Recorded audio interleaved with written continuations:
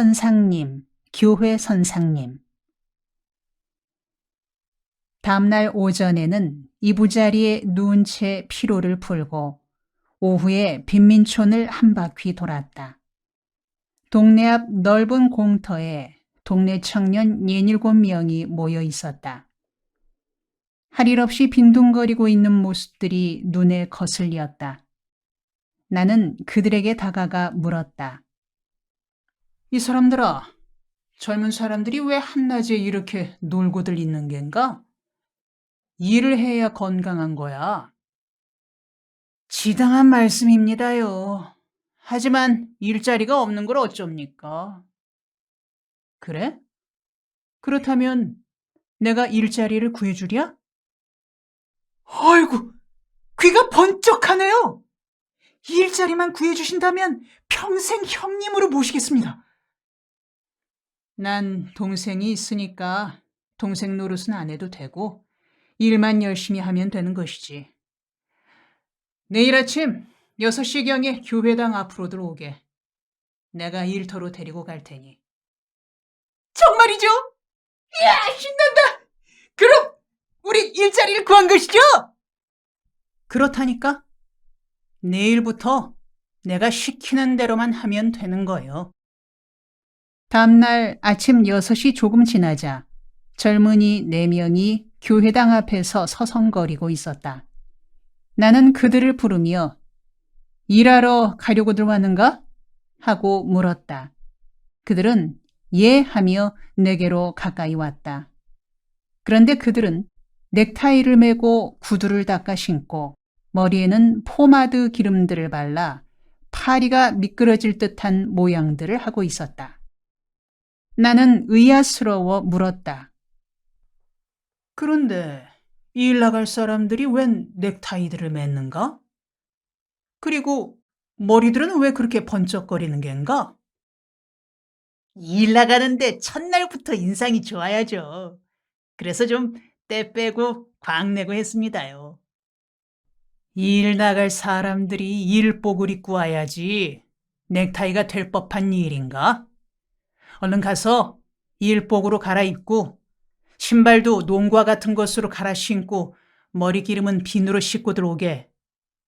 꼭 기생오래비 같이들 차리고 일 나가서야 되겠는가? 그들은 멋쩍은 얼굴들을 하고는 가더니 일꾼 차림을 하고 다시 왔다. 나는 그들을 뚝섬 경마장 뒤편에 있는 넉마주의 일터로 데려갔다.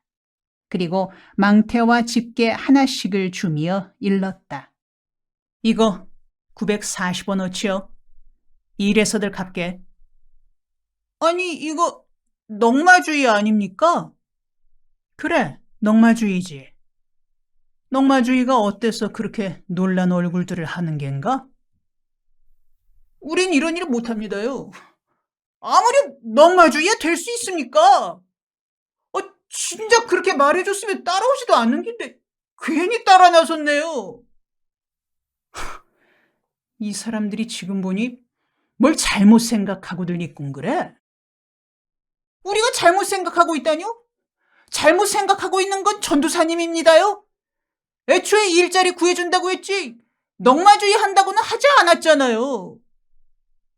넉마주의는 일자리가 아니라는 건가?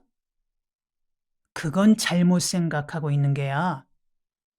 자네들이 앞으로 사람 구실하려면 그런 생각부터 고쳐야 하네. 넉마주의가 얼마나 훌륭한 일인지 아는가? 자네들도 한번 생각해보게나. 우리나라는 땅 좁고 골장마다 사람들만 득실거리는 나라일세. 자원이라고는 산에 송충이 먹은 소나무하고 무연탄 조금 나고 골짜기에 자갈모래뿐일세. 이런 나라에서 종이 한 장, 쇳동가리 하나라도 땅에 묻히게 하지 말고 주워 모아서 공장으로 보내 재활용하면 자원을 생산하는 건설적인 사업 아니겠는가? 그러니 넉마주의는 바로 애국운동인 게야. 그리고 자네들 놀고 지내면 병 생겨. 노는 사람은 마음이 병들고 마음 병이 뒤따라 몸에도 병이 오는 거야. 그러나 넉마주의라도 열심히 하면 자원 생산하는 애국자가 되는 것이고 마음도 몸도 건강해지는 것이야. 그러니 자네들 이왕지사 나를 따라왔으니 한번 해보게나. 나하고 딱 열흘만 같이 해보세. 열흘 뒤에도 하기 싫으면 그때는 나도 딴 말 않겠네. 그러니 우선은 죽었다 치고 열흘만 쓰레기통을 뒤져보세. 나 같은 사람도 하는데 자네들이 못할 턱이 무언가? 나는 그들을 타이르고 얼으며 망태를 매게 했다. 그들은 내키지 않는 표정으로 한참이나 머뭇거리더니 한 명이 말했다. 그래, 한번 해보자고. 사나이는 지랄병하고 도둑질 외에는 뭐든 해보라고 했자는가. 그래도 넉마주의가 도둑질은 아니니까 전도사님 시키는 대로 한번 해보자고. 그가 그렇게 말하며 망태를 매니 다른 젊은이들도 망태를 메고는 나를 따라 나섰다. 나는 그들에게 넉마주의 하는 요령을 가르쳐주며 그들의 생각을 바꾸려고 힘썼다. 말하자면 일종의 의식화 훈련이었다. 그날 오전 내내 골목골목을 누비다가 점심 식사를 하려고 중국집에 들렀다. 안 하던 일을 하려면 배고플 테니 마음껏 들라며 푸짐하게 시켰다. 그들 중 한 명이 말했다. 넉마주의 일 생각보다는 할만한데요? 그래? 다행이야. 생각보다 빨리 익숙해지는구먼. 그럼 다른 사람들은 어떤가? 역시 같은 생각들이지? 예, 동네에서 노는 것보다는 낫습니다. 허구한 날 노는 것도 힘들어요, 전도사님. 옳은 말이야. 사나이들에게 일이 있다는 건 좋은 게야. 자네들이 그렇게 잘 받아들여주니 기쁘구먼. 배고플 텐데 어서들 들라고. 그렇게 넉마주의 길로 들어선 그들은 하루가 다르게 익숙해지더니 얼마 후에는 프로가 되어갔다. 게다가 그들은 동네 또래들 중에 일감이 마땅치 않은 친구들을 설득해 끌어들이기 시작했다. 처음에는 한 명, 두 명이 따라 나서더니 시간이 지나자 10여 명이 합류하게 되었다. 나는 인원이 늘어나자 체계와 규율이 필요함을 느꼈다. 그래서 아침나절 일과를 시작할 때면 내가 가운데에 서고 모두가 원으로 둘러서서 나를 따라 구호를 복창하게 했다. 우선 오른손 주먹을 쥔 채로 흔들며 구호를 외치게 했다. 우리는 바닥에서 살고 꼭대기를 바라본다. 이렇게 주먹을 허공에 휘두르며 구호를 외치고는 각자 일터로 흩어져 갔다. 일터래야 서울 시내 뚝섬에서 워커힐까지와 중곡동 지역에 이르기까지였고, 일이래야 골목골목을 누비며 쓰레기통을 뒤지는 일이었다. 저녁 나절 하루 일을 마친 후에는 포장마차에라도 둘러앉아 소주 한 잔에 낙지 볶음을 먹으며 그들과 덕담을 나누었다. 우리가 비록 서울 시내 뒷골목 쓰레기통을 뒤지며 살지라도 쓰레기 인생이 되어서는 안 된다. 하는 일이 비록 쓰레기 줍는 일이라도 이상과 꿈은 높아야 한다. 그런 뜻에서 바닥에서 살고 꼭대기를 바라본다고 아침마다 외치는 것이라고 했다. 그리고 우리는 쓰레기를 정리하는 일꾼들이지 쓰레기통에 빠지는 사람들이 아니다.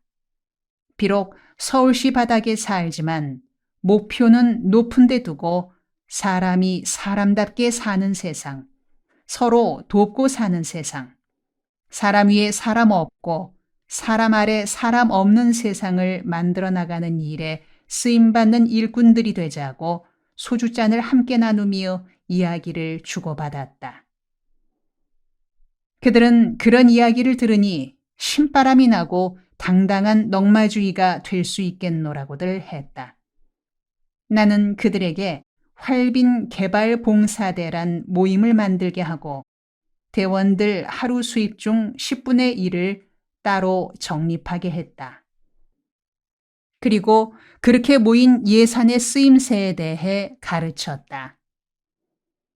교회에는 11조란 헌금이 있다. 모든 교인은 각자 수입의 10분의 1을 하나님의 일에 바친다. 교회 11조 같이 우리 개발봉사대도 11조를 내기로 하자. 이 11조는 교회에 내거나 내게 내는 것이 아니다. 회계 책임자를 두어 매일매일 수입금의 10분의 1을 따로 떼서 적립한다. 그러면 그렇게 모은 돈은 어디에 쓰느냐? 동네에서 불쌍한 사람들을 돕는 일에 쓴다. 병원에 가야 하는데 돈이 없어 못 가는 환자들의 치료비, 머리 좋고 똘똘한데 학비가 없어 학교에 가지 못하는 아이들의 장학금, 기술 배워 취직하려는데 기술 학교 갈 비용 없는 사람들에게 보조비 주는 등으로 좋은 일에 쓴다. 그리고 이 기금은 자네들이 의논하여 자치적으로 운영하는 것이지 내가 이래라 저래라 하는 것도 아니다. 나는 다만 자네들이 의논하는 일에 자문만 할 따름이다. 알겠냐? 예, 알아들었습니다. 그러나 그렇게 모은 돈을 어떤 일에 실제로 사용할 때는 그렇게 쉽지만은 않았다. 좋은 일에도 연습이 필요했다. 한 번은 한 부인이 임신 중독증으로 사경을 헤매고 있었다. 그녀를 돕는 일에 11조 예산을 쓰자는 의견이 나왔다. 모두 찬성했으나 유독 한 명이 반대했다. 이유인즉 기금을 많이 모아 큰 일에 써야지 들어오는 대로 이런 일 저런 일에 다 써버리고 나면 보람이 없어진다는 의견이었다. 그러나 그녀를 입원시키는 일에 예산을 쓰기로 결정한 뒤 나는 반대하던 대원에게 그 일을 맡겼다. 이번 일은 수고스럽지만 자네가 좀 맡아줘야겠네. 그 부인이 그런 상태로 며칠만 더 가면 목숨까지 위태로워질 거야.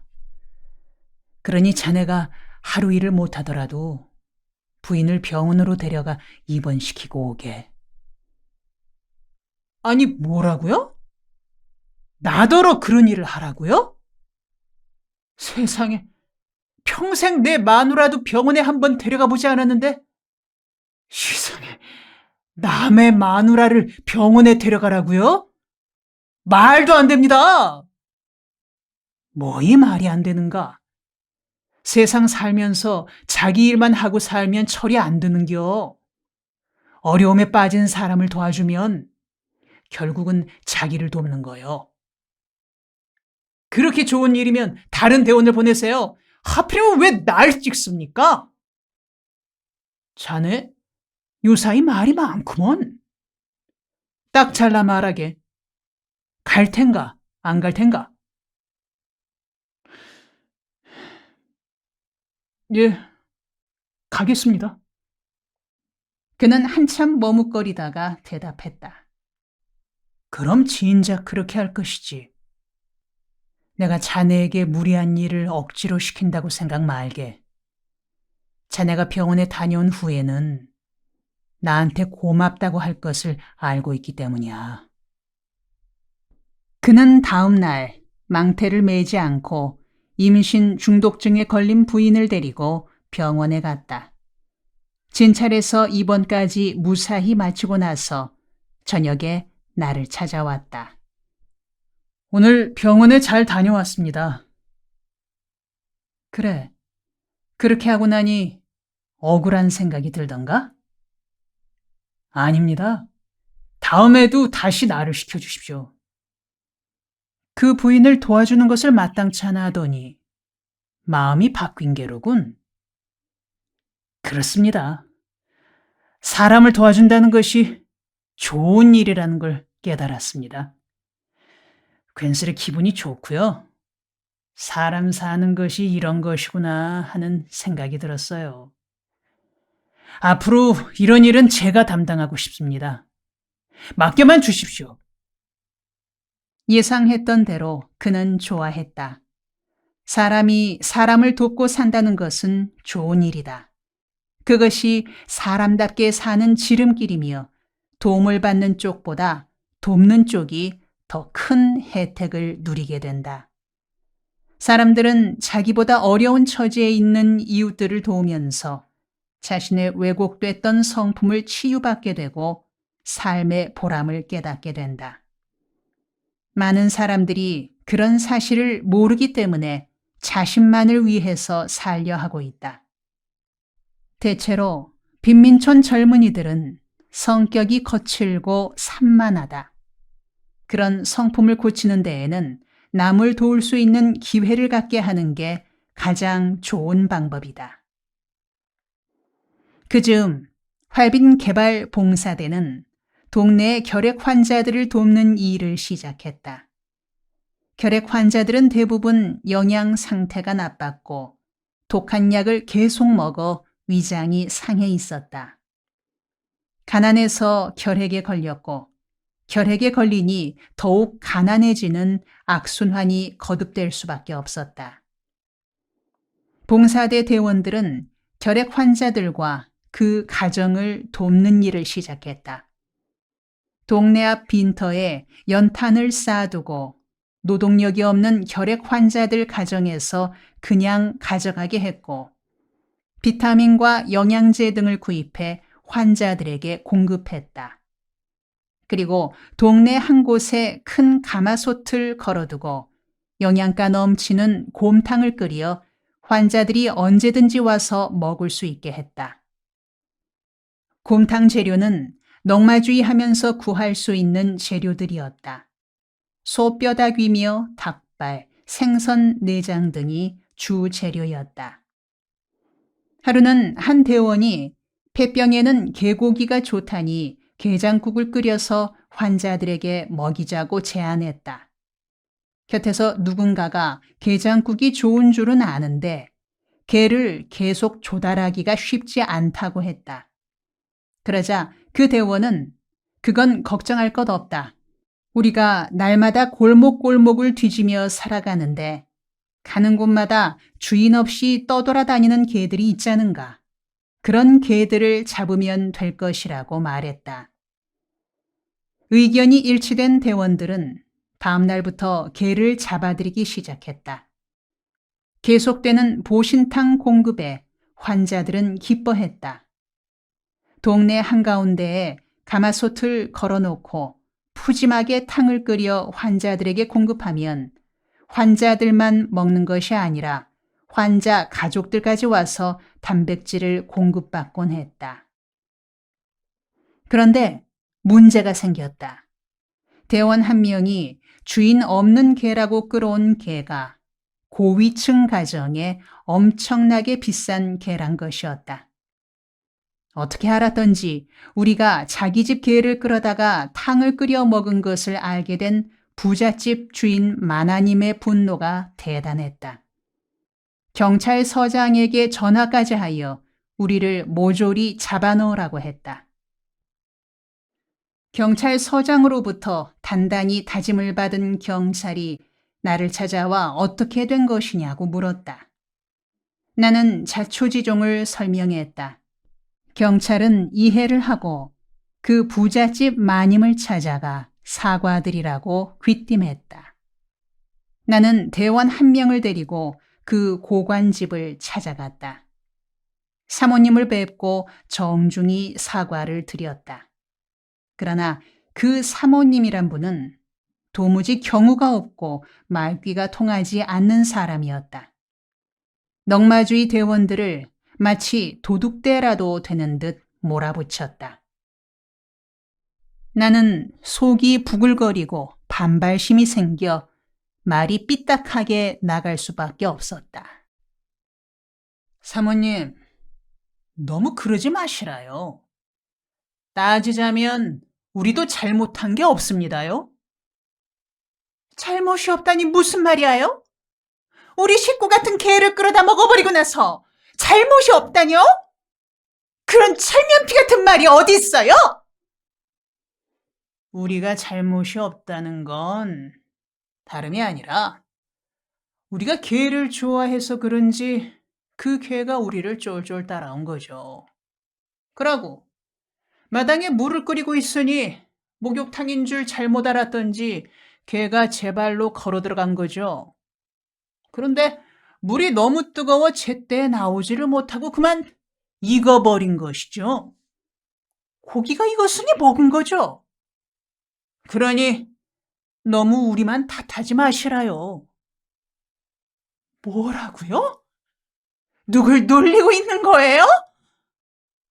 당장 고소해서 버르장머리를 고쳐놓겠으니 각오들 하세요! 아, 예, 아주머니. 고소를 하시려면 하십시오마는 개 잡아 먹은 것으로 징역 사는 법은 아직 한국 땅에 없습니다. 그래요? 그럼 두고 봅시다.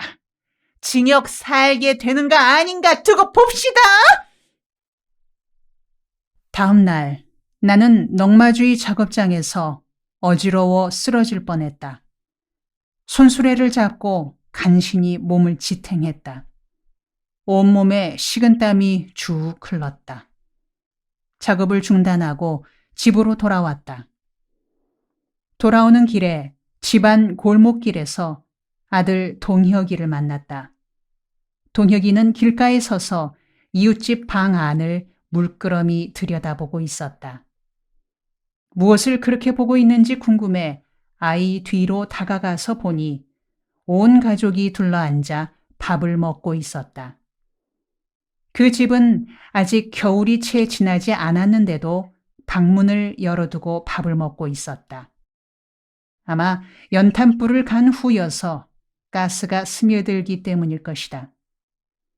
나는 동혁아 하고 불렀다. 혁이는 깜짝 놀라 품에 안기며 말했다. 아빠, 우리도 밥 먹어.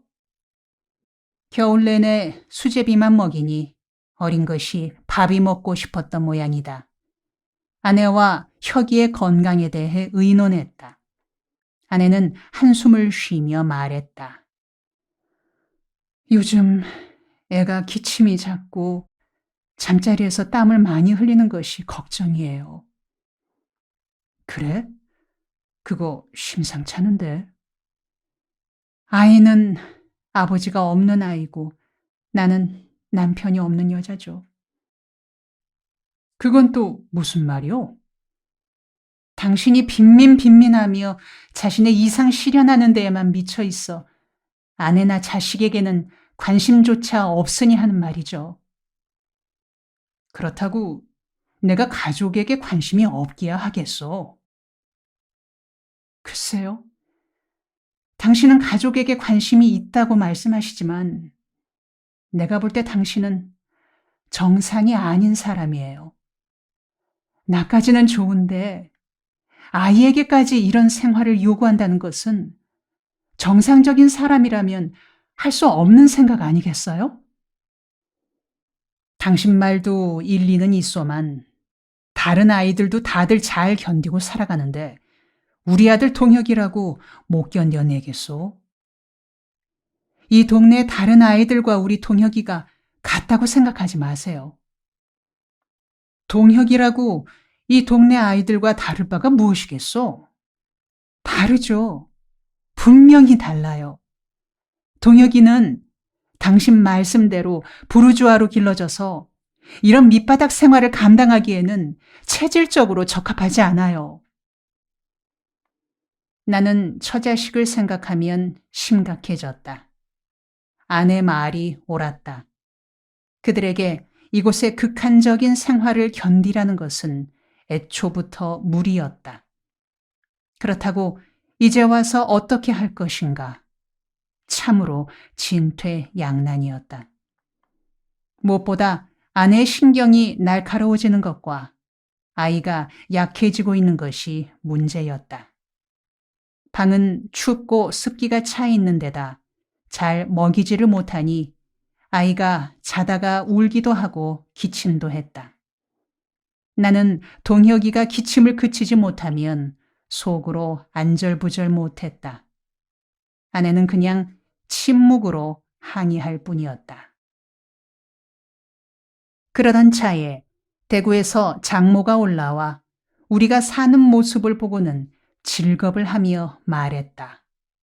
김서방, 자네는 예수를 믿어도 별나게 믿는구먼. 장모님, 드릴 말씀이 없습니다. 자네가 좋아하는 이런 일일랑 자네 혼자서 하게. 혁이와 애미는 외가로 데려가야겠네. 힘들어도 가족이 함께 있어야지 따로 떨어져 살아서야 되겠습니까? 아니, 자네 정신이 있는가? 이런 처지에 그런 편한 소리를 하고 있는 겐가? 나는 열불이 나서 못 보겠으니 그만 내려가겠네. 자네 집 식구니 자네가 죽이든지 살리든지 알아서 하시게. 장모는 머리 끝까지 화가 나서 돌아가 버렸다. 나는 다음 날 동혁이를 이화여대 부속병원으로 데리고 가서 진찰을 했다. 혈액 검사를 하겠다는 의사의 말에 가슴이 철렁했다. 판자촌의 공적 제1호가 결핵인데 아들이 결핵에 걸렸으면 큰일이다 싶었다. 투베르쿨린 검사를 한 후 48시간이 지나면 결과가 나온다고 했다. 집으로 돌아오는 즉시 교회당으로 들어가 가마니를 깐 바닥에 앉아 기도했다. 그러나 결과는 양성으로 나타났다.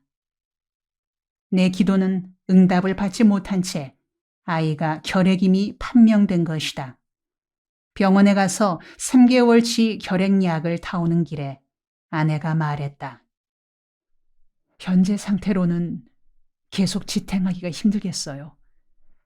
혁이를 데리고 대구 친정에 가서 지내며 건강을 회복시켜야겠어요. 우리가 대구에 가 있는 동안 잘 생각해 보세요. 가정이냐 일이냐 처자식이냐 빈민촌이냐를 생각해서 택일하세요. 당신 나한테 겁주는 것 같아? 그렇게 웃고 넘어갈 일이 아니에요. 진담이니 진지하게 생각해 주세요. 당신이 그렇게 말하니 나도 심각해지는구먼. 그래요. 심각하게 생각해 주세요. 당신은 이 일이 하나님의 일이니 물러설 수 없다고 생각하시겠지만 내 생각은 달라요. 하나님의 일도 가정을 깨면서까지 하게 되면 하나님께 영광을 돌리지 못하는 거 아니겠어요? 나는 아내와 아들을 고속버스 편으로 보내고 돌아오는 길에 목욕탕에 갔다. 몸무게를 재보니 49kg이었다. 청계천에 들어올 때 55kg이었으니 6kg이 빠진 셈이다. 167cm인 내 키에 견주면 정상 이하의 몸무게였다. 마음이 착잡하고 심란했다. 가정이냐 빈민촌이냐를 택일하라던 아내의 말이 생각났다. 동네로 들어오는 길로 교회당으로 가서 바닥에 꿇어앉았다. 예수님, 나의 주인이신 예수님. 이 일도 가정도 현실도 이상도 살릴 수 있게 인도해 주시옵소서. 어느 한쪽만 택해야 하는 지경에 이르지 않도록 도와주시옵소서.